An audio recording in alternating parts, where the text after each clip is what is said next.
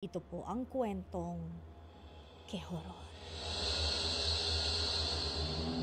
Ang pamagat po ng episode natin ngayong gabi ay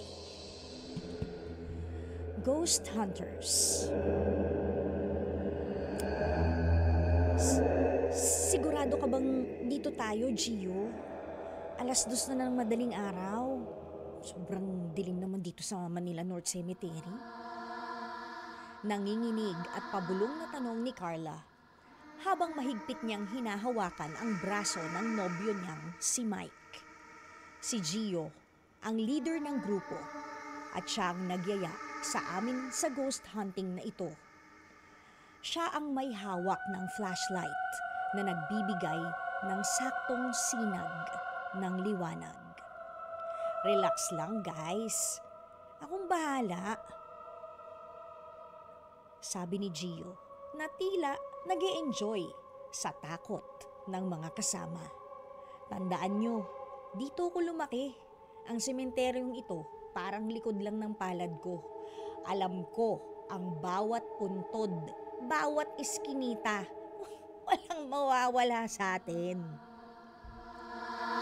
Kaming apat, si Gio, ako, si Mike at si Carla ay nasa loob na ng sementeryo. Ang tahimik at ang tanging naririnig lang namin ay ang malakas na pagtibok ng aming mga puso at ang lagaslas ng hangin ng mga puno ng akasya. Nagsimula kaming maglibot. May dala kaming voice recorder at isang spirit box. Naghanap kami ng mga lumang mausoleo at puntod na may urban legends. Sa simula, wala kaming nakita. Walang multo, walang puting babae, walang anino. Tanging mga pusa lang ang gumagala. Hala? Mukhang wala tayong makikita, Gio. Uwi na lang kaya tayo. Pagrereklamo ni Carla. Wag muna, sabi ni Gio. May kakaibang kislap sa kanyang mga mata. Kailangan lang natin silang bigyan ng atensyon. Hoy! May tao ba dyan? Lumabas na kayo! Hindi kami natatakot sa inyo! At doon na nagbago ang lahat. Pagkatapos ng paghamon ni Gio, biglang namatay ang lahat ng aming gadget, ang voice recorder, spirit box, at pati ang mga cellphone namin. Nagloko ng sabay-sabay.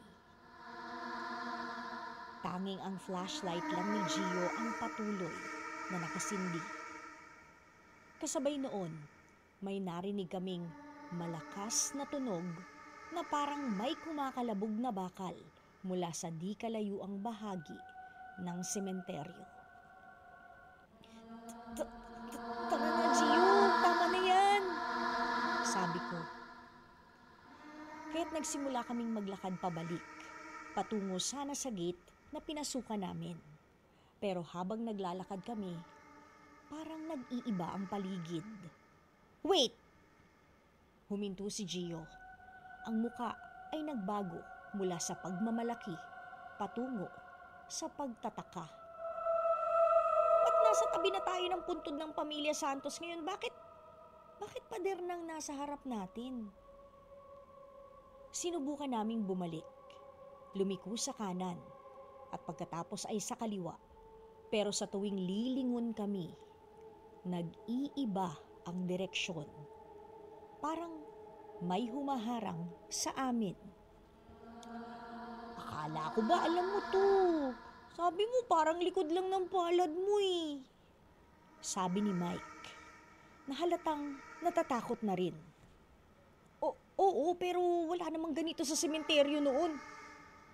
Ang mga nicho, dapat nasa tabi lang ng daanan. Bakit may mga puno na nakaharang? Nagmamadaling lumingon-lingon si Gio. Ang pawis ay tumutulo sa kanyang muka. Naramdaman namin ang presensya. Hindi ito nakikita pero Ramdam namin na may nakatayo sa aming likuran at sumusunod sa bawat hakbang namin. Biglang tumindi ang lamig. Nakita namin ang aming hininga na nagiging usok sa ere. Kahit hindi naman gunon kalamig ang gabi. At pagkatapos, narinig namin ang tunog ng isang pagbuntong hininga diretso sa aming mga tenga.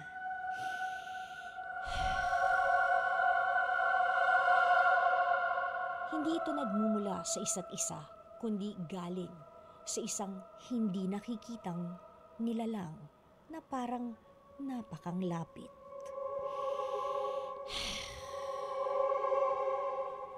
Hindi kami nakakakita ng multo. Hindi rin namin kailangan ang pakiramdam na nakulong ka sa isang lugar na dapat alam mo, pero biglang naliligaw ang nagpapanginig sa amin ngayon.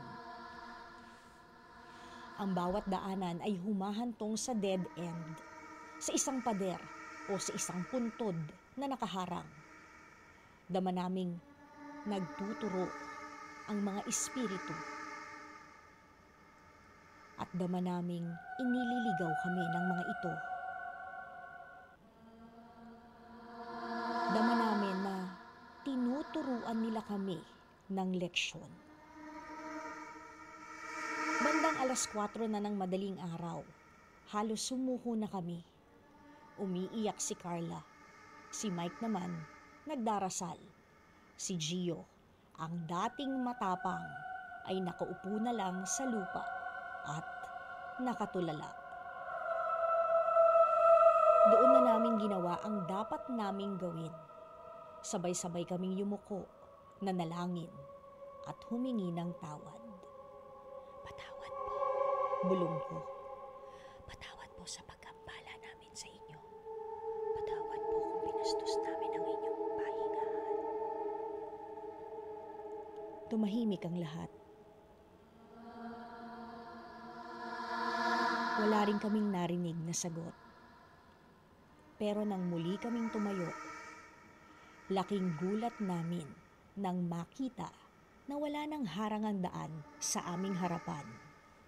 Diretso na ang daan patungo sa gate na may bahagyang liwanag mula sa labas. Tumakbo kami at hindi na lumingon pa.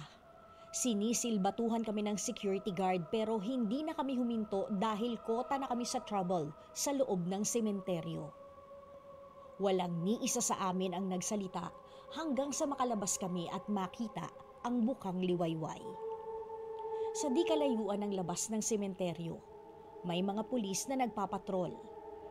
Deadma namin ang mga ito habang ang sementeryo ay tahimik ng muli na para bang walang nangyari.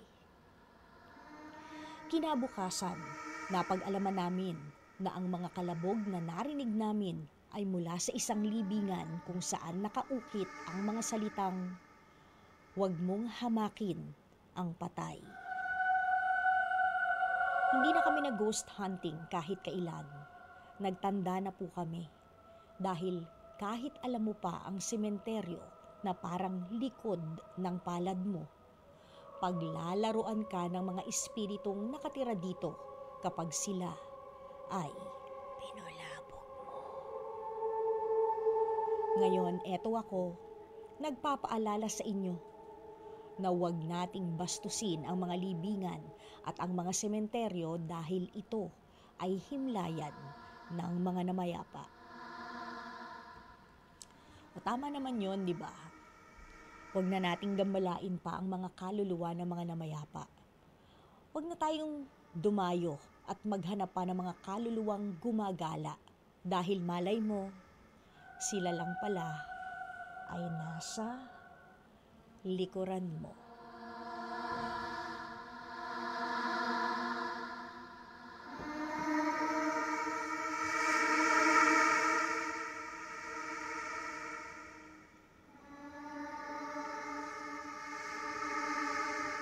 Mga kapatid! Dito tayo sa totoo. O, yan yun yung boses. Pagbigyan nyo na, minsan lang naman yan. Siyempre, dito tayo sa True FM, hindi ba? Like, share, subscribe, follow ang ating mga social media accounts, ha? At True Network PH. Yun lang ang keyword na hahanapin nyo. TrueNetwork